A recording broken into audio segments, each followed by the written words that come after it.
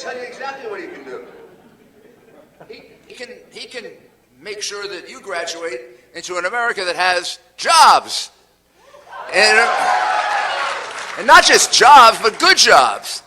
Because his whole economic program is geared for one thing and one thing alone: to produce many, many more jobs in the United States, to produce jobs that create good careers, that produce jobs that take your education and make your education worth what you had to put into it, not just in terms of money, but in terms of time and effort. I know from talking to many people in your age group that their big concern, like when they're in college, is, are there going to be jobs for us? And then I know from many that there aren't that many jobs, and there aren't particularly good jobs, and jobs that give you a future. And there's a reason for that. There's a reason why over the last 8 years, America's jobs really haven't grown, and why Americans are making less money now. Many of them are making less money now than they were 8 years ago. And the reason is that we've been following the wrong economic policies.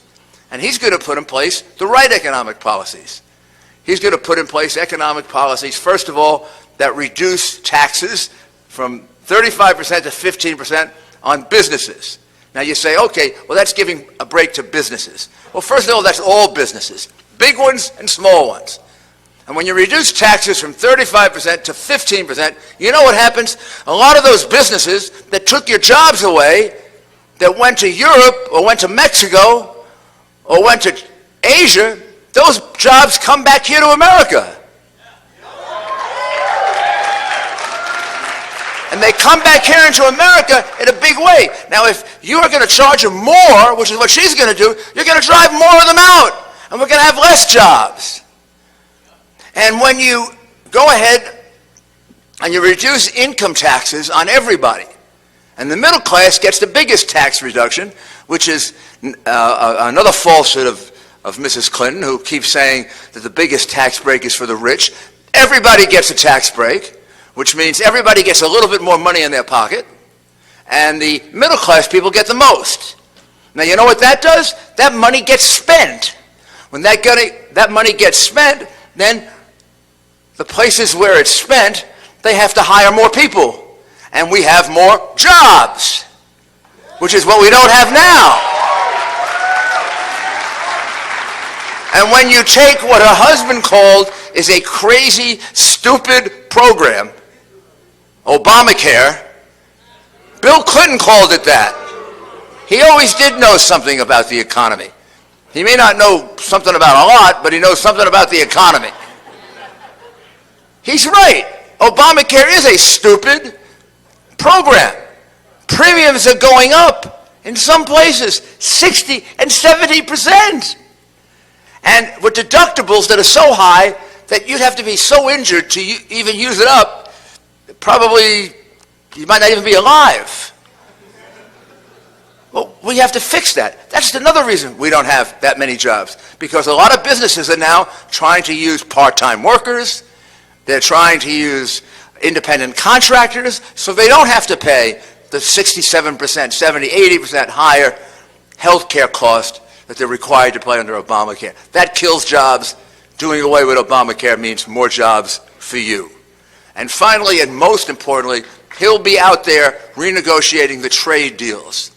Let me explain to you, which robbed Ohio of so many jobs. Let me give you one example and tell you the whole difference. If you make a car in the United States, if you make the car in Ohio or Michigan or Wisconsin, or you pick the state, you make a car in the United States and you send it to Mexico, they charge a 20% tariff on our car. When you make the car in Mexico and you bring it to the United States, they charge no tariff. Now, is that fair? No. It has to be done away with. If they're going to charge a tariff, we charge a tariff. If they're not going to charge a tariff, we're not going to charge a tariff. And that's how we'll get more jobs back for you. So, the person who's going to do all this has to be a person who understands business. It has to be a person who is independent, doesn't have all those special interests hanging around and paying them money and owning them. She is completely owned, as we have found out from all these things that have come out, by the special interest.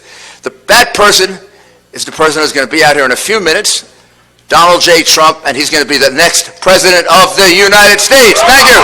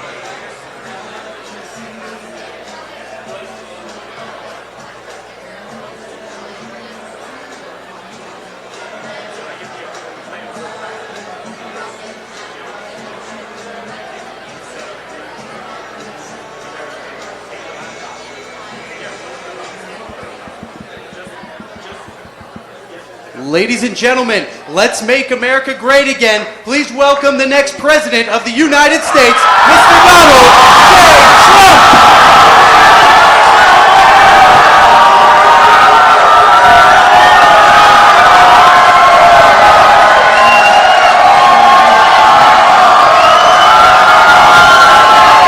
Thank you very much. Wow. Look at all these young people.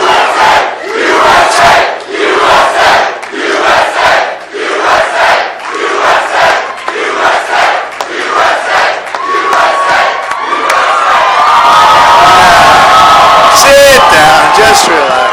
Let's just have a good time. I look forward to this. I'm getting tired of the 15, 20,000 people. Thank you. We wanted to do a beautiful, nice, small, tight room with young, look at you people. Beautiful people. Beautiful people. Incredible future. And we're going to have jobs for you when you get out of college, okay? You don't have them right now. We had a very bad jobs report. We're going to have big, big jobs where you have lots of choice, okay? So I'm really happy to be back here. I love you too.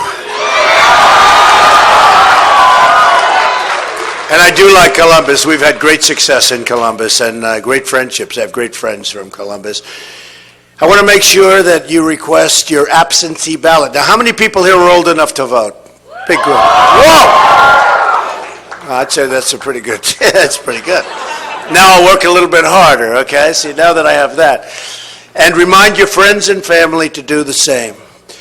We're now 26 days, think of it, 26 days away from the most important election of even your lifetimes, and you have a long life ahead of you, a long, long life.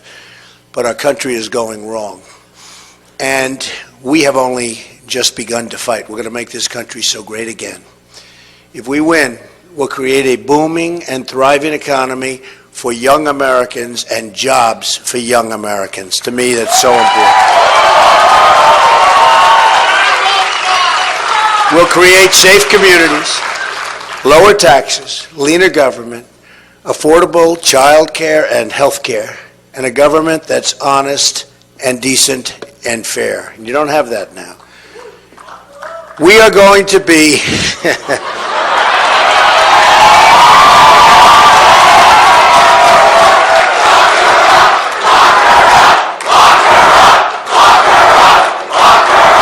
Oh, boy. So young and so jaded already. But you understand life, I'm impressed. You understand life at a young age. We are the campaign of change, you know that?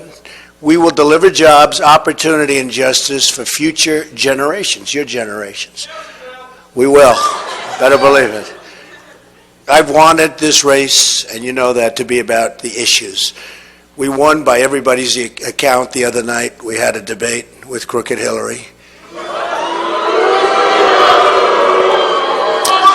And we won that debate. And I mean, I'm not saying that's what everybody's saying, and I felt that we won the debate. Remember when she walked in front of me, and I stood, and here's my podium, and here's my chair, and all, and I'm standing, and she walks right in front of me. And then the next day, she stood, answering a question, right? And she was right here, and I was right here, never moved. And the next day, the paper came out and said, I invaded her space. I said, what? I invaded her space. No, we won that one, and we look forward. I guess Wednesday night we have another one with Crooked Hillary. And by the way, I don't know if you know, the big Wall Street Journal NBC poll just came out in Ohio. Oh, we're only one up.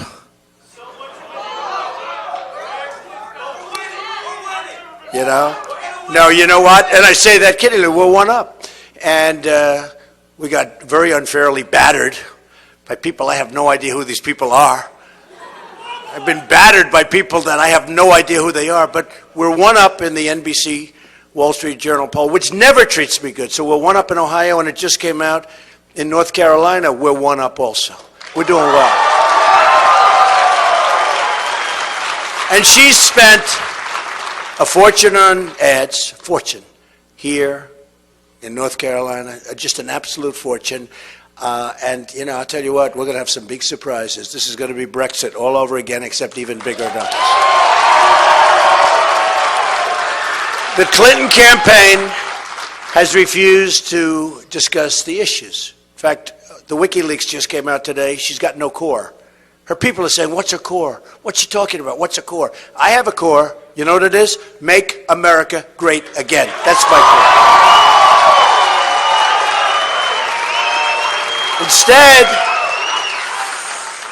Instead of the issues, they've slandered and libeled me with false accusations. But we will not let these lies distract us from our campaign. And it's a campaign of truth. It really is. In an earlier speech today, I addressed the fact that I was falsely accused. And I think possibly some of you have seen it or watched it. It's a disgraceful thing that you can be on the front page of the failing New York Times, and it is a failing newspaper. It's third-rate people, I'm telling you, third-rate, bad people, sick people. I was on the front page. I think I had 3 stories on the front page today. 3. Who ever heard of 3? Boom, boom, boom. I guess it sells newspapers, unfortunately, but don't worry, because the paper's going out of business. It's only a question of when. But it's the failing New York Times, and they're inventing false claims without any evidence, no witnesses, no nothing. Enacted supposedly years and years ago. I never met these people. I don't even know who they are. They're made-up stories, filed right before the election. Right before the election. I wonder if that had anything to do with this, right? It's a disgrace. I really mean it's a disgrace. I want to talk about policies affecting our lives, but I did want to mention that we did spend some time talking about that today. It just came out, and the sad part is we don't talk about WikiLeaks because it's incredible, but WikiLeaks just came out with a lot of new ones. And it would be wonderful if these very dishonest people back there would talk about it. It would be wonderful. It would be wonderful. They don't want to talk about it because they want her in there because they perpetuate. But these are very, not all, but a big, big percentage. Very dishonest people. In fact, the reason I was late to the podium was because they weren't ready. We waited for them. And I said, let's go up without them. Who cares?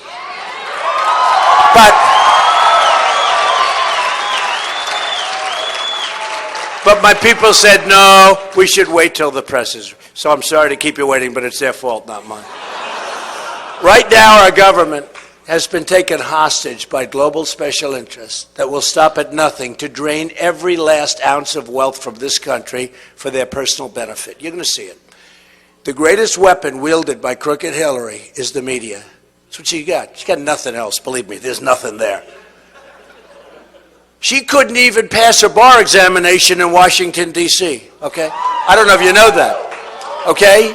Hillary Clinton failed her bar examination in Washington, D.C. She got nothing going. The WikiLeaks emails show that the Clintons and the corporate media are one and the same. They collaborate and they conspire together. This Washington establishment will stop at nothing to stop all of us. And you're going to see that. You're young people, but you're going to see that. Although we do have one of the most successful real estate people in the world. Would you please stand up? Look at this guy, 55,000 units. Stand up.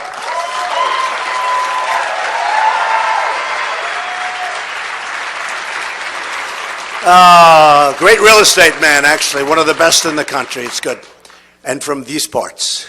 It's very good. I'm proud of you. These are the people who have given us decades of endless wars, producing only death and bloodshed, but no victory. We don't have victory. Can you imagine Douglas MacArthur? Can you imagine General Patton in their grave, right? Spinning. Look, he's going like this, spinning. They can't believe it. We announced 6 weeks before, we're going to Mosul. Did you hear? We're going to Mosul in a few weeks, and we're going to attack them. Whatever happened to the old adage, like, you know, you sort of do it like, don't tell everybody. You do it, let's talk about the victory after. They're going to Mosul. They want to go to Mosul to get the leaders of ISIS, because they say they're in Mosul. But they announced that they're going there for the last 3 weeks. So the leaders, you know, they're smart. They're left. They're gone. Oh, these people. We have some real beauties. Our president is incompetent, I will tell you that. He is grossly incompetent. These are the same people, although all he likes to do is campaign. Why isn't this guy working on jobs? He's campaigning all the time. He's campaigning or playing golf. He plays more golf than if you were on the PGA Tour. These are the same people who have flung our doors open for radical Islam, putting us on the same path to France and to multi-generational struggles with violence and extremism embedded in our communities. You see what's happening. Take a look at France, take a look at Germany, take a look at certain parts of Sweden, take a look at areas. You don't want to go there. These are the people who've allowed violent international cartels to invade our country and prey on our most vulnerable citizens. And they are vulnerable.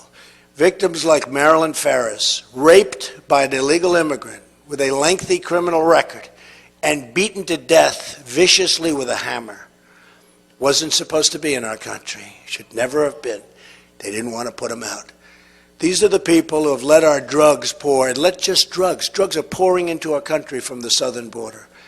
And they're poisoning our children. Hopefully they're not poisoning you. Stay away from drugs, stay away from alcohol, and stay away from cigarettes. I always tell my kids, no drugs, no alcohol, no cigarettes. Ivanka said to me when she's like 5, she didn't even know what I was talking about. She said, Dad, you're driving me crazy with that. But every time they went, no drugs, no alcohol, no cigarettes. So you just remember that. Puts you at a big, big, big disadvantage.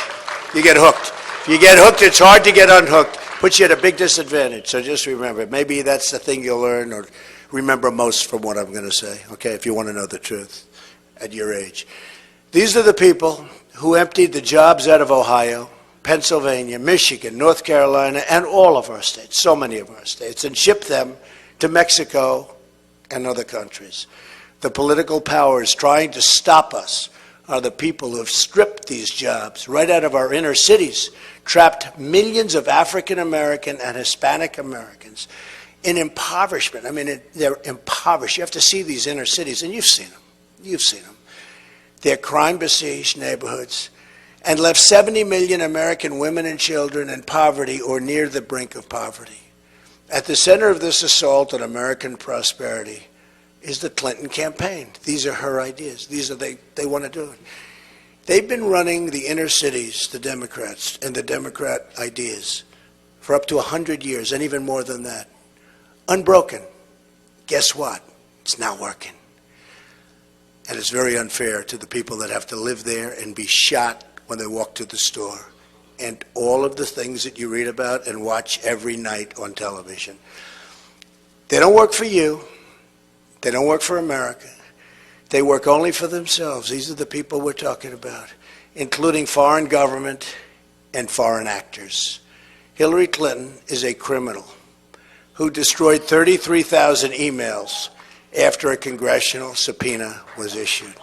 Can't do that. She's a criminal. She's a criminal.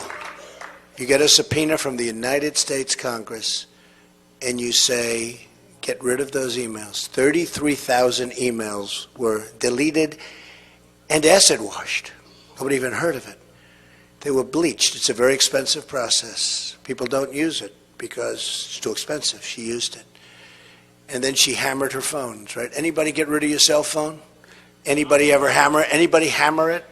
Anybody? No? Good. That means we have all honest people in here. She ignored hundreds of requests for security in Benghazi, causing the death of 4 brave Americans. And then she lied to the face of grieving parents about the reason for the attack. You remember that. She defended a man who violently and viciously raped a 12-year-old girl by horribly smearing and blaming the victim. And then she laughed about getting the rapist off the hook. You've seen the tape. She was laughing. She thought it was funny. The guy raped a 12-year-old girl. Speaking in secret to a foreign bank, Hillary pledged her support for open borders. That means tens of millions of new foreign workers to compete against you for your jobs, your wages, your future. She's selling out the future of young Americans of all backgrounds to enrich her donors. We won't let that happen. We're not going to let it happen.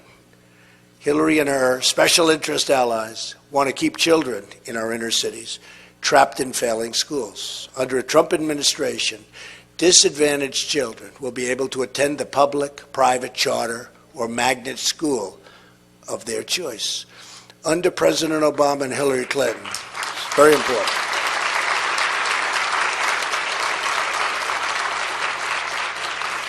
And we'll also get rid of Common Core and bring education local.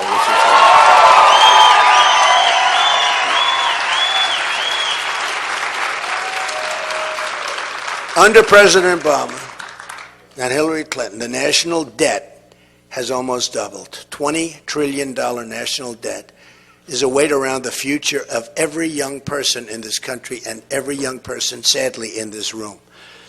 It would require $120,000 from every millennial in the country to pay it off. Anybody have $120,000? We'll make a good, how about 50? How about 20? How about 2? We'll sell it to you for 2. The new debt added under Obama and Clinton would have been enough to pay off all of the outstanding student loans in the United States 6 times over. Think of that.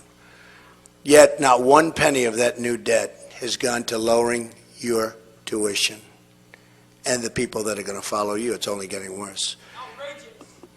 He's right. Who said that? Stand up. Stand up. That's okay. No, I'm not going to. That's okay. Good. Nice looking guy. Good. Sit down.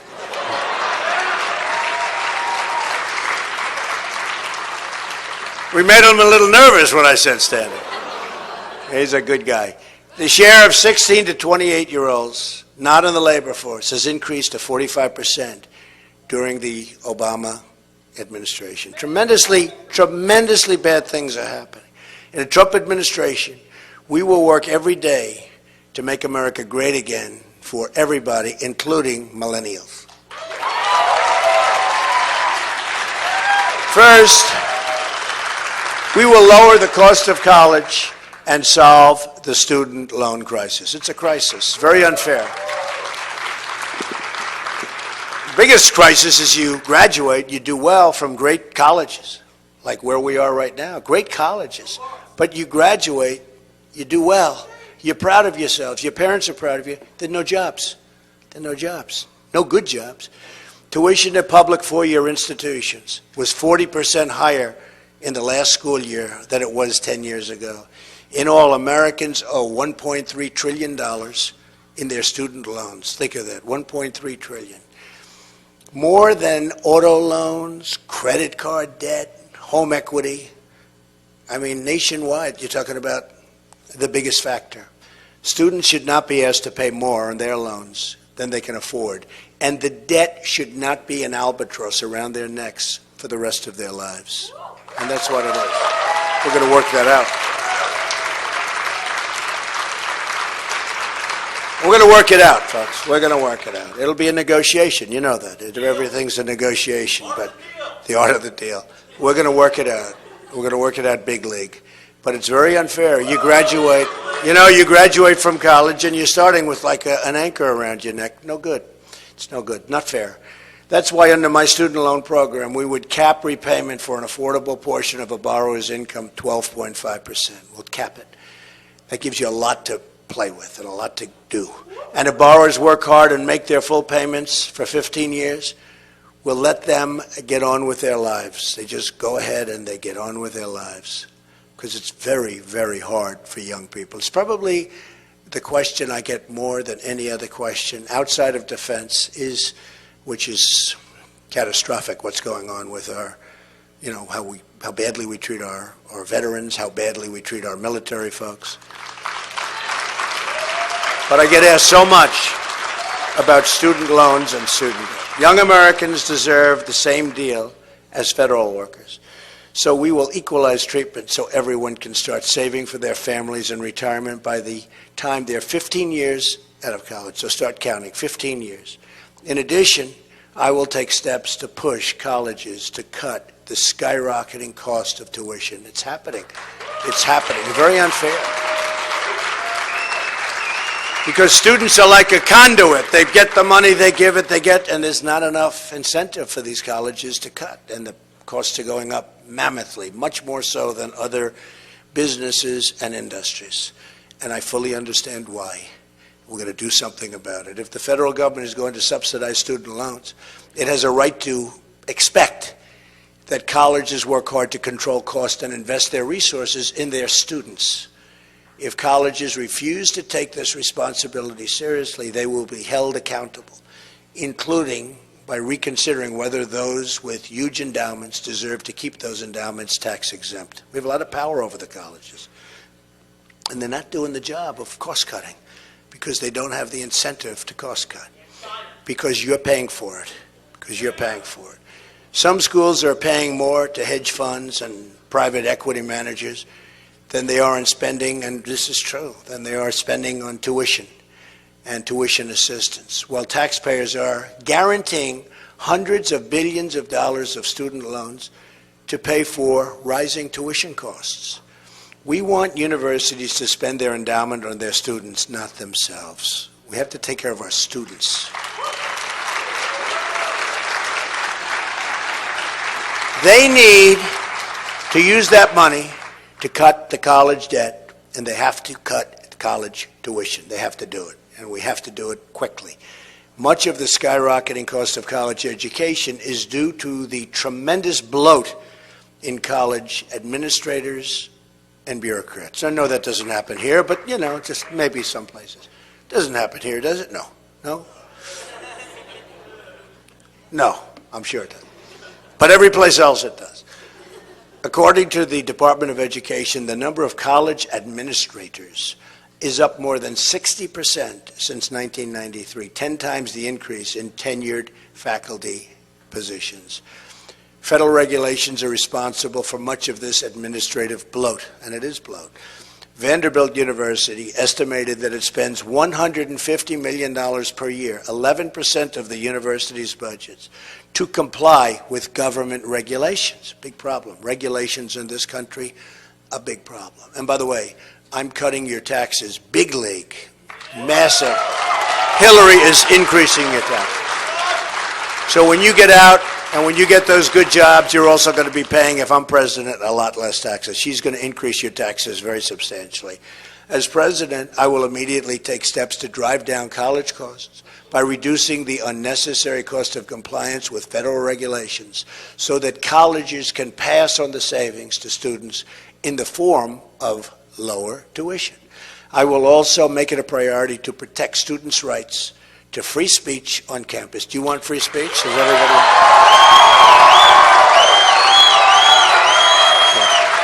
You'll have it.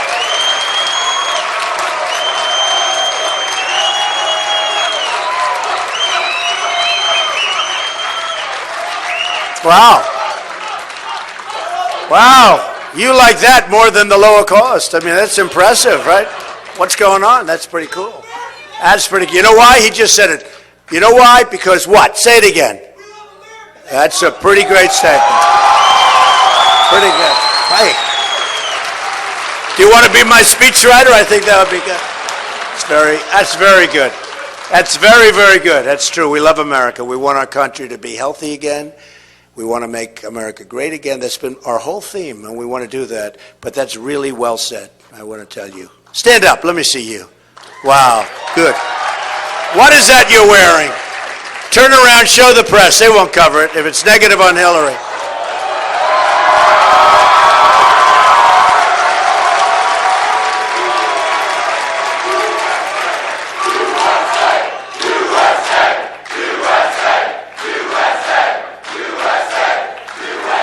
That's great. That's great. Thank you very much. Great.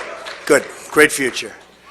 In the past few decades, political correctness, oh, what a terrible term, has transformed our institutions of higher education from ones that fostered spirited debate to a place of extreme censorship where students are silenced for the smallest of things.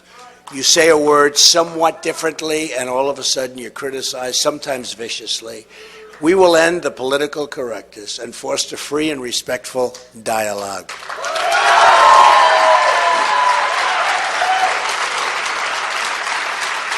We also have to recognize that traditional four-year degrees and programs are not the only path to a good job and a good career. We understand that. We will fully support schools that allow people to learn skills and practice a trade so young people can have access to the education that's right for them. For instance, when I was in school, we had some students that were horrible students, but man, could they fix an engine of a car, or they could fix things that were so much better than anybody else. They had a great ability for mechanics, for machinery, for operating bulldozers, a much greater ability than others that had straight A's in physics and math and all of the other subjects that we all take. And we forget that. It's very important. It's a great talent. It's a great skill. And we must hold all schools equally accountable for their performance.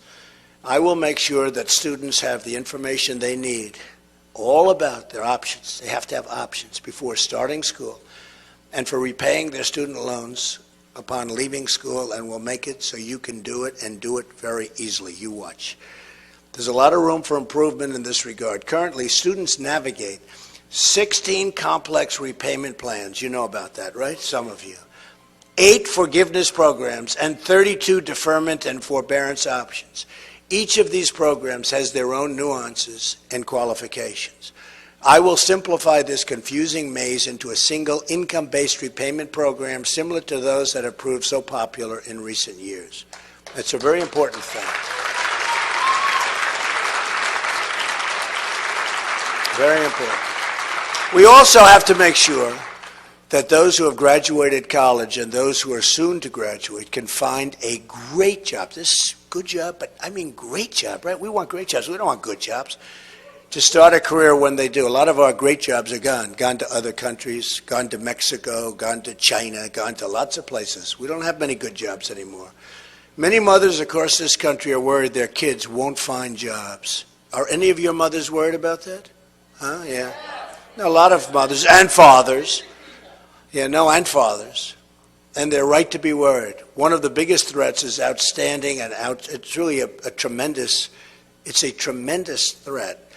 The outsourcing of jobs for college-educated kids are being sent to other countries, and they're going at a rate that we've never seen before. At the same time, companies are importing low-wage workers on H-1B visas to take jobs from young, college-trained Americans. You've been seeing that and you've been hearing that. We'll protect these jobs for all Americans, believe me.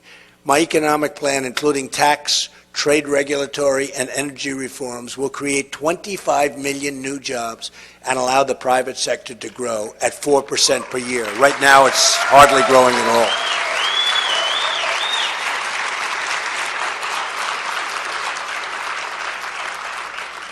Crooked Hillary Clinton is going to increase taxes incredibly, unbelievably, a tremendous amount, while we cut taxes massively. Tremendous difference. Our plan includes reforms to protect and expand the sharing economy.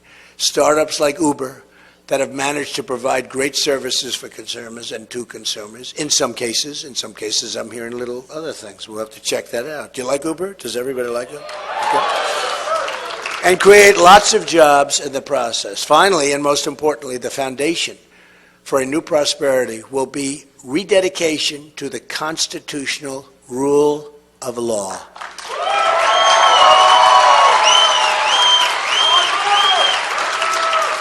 A vote for me is a vote for change, and a vote for me is really a vote for you.